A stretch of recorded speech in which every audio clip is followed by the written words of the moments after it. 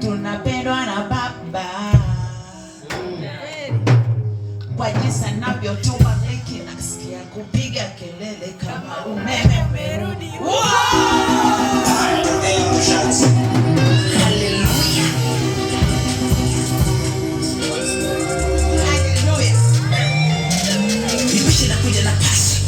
Na wahabalisha huyu Yesu anatisha, alipoteza maisha ili tukutusafisha. Ni pendo lisilo kifani kutoka kwake moyoni. Ni mtu wa namna gani leo yuko duniani? Hapana, jina la Yesu fahari yangu limebeba maisha yangu.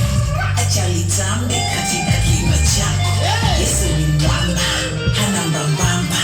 Acha niseme bila haya, ukitokea haya, jina la Yesu uliinua sioni haya. Acha niseme bila haya, ukitokea haya, jina la Yesu uliinua sioni haya.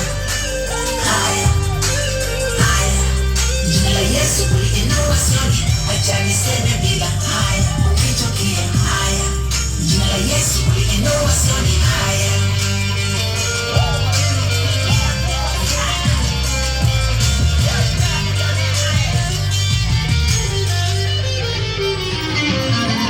Nakuja na magazabu na hasira kele kipindi mambo wenye vichafu wainjilisti tukeme.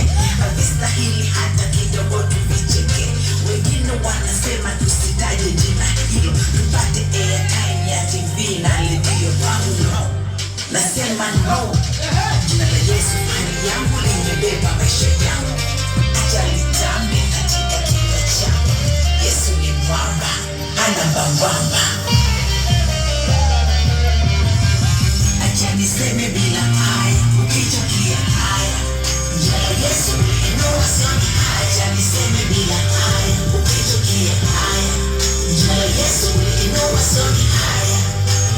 Haya, haya, jina la Yesu uliinua sioni. Acha niseme bila haya, ukitokea haya, jina la Yesu uliinua sioni. Mtumishi mwenzangu ananipa kizunguzungu, atakisema Yesu ameng'ang'ana, sema Mungu ili apeleke na wabudio miungu. Sawa, ndiyo Mungu, kupitia jina gani? Usitufanye mahewani, hatuna kitu kichwani, wakati tunajua lipi jina la thamani. Jina la Yesu fahari yangu limebeba maisha yangu. Acha litambe katika kinywa changu. Yesu ni mwamba, hana mbambamba.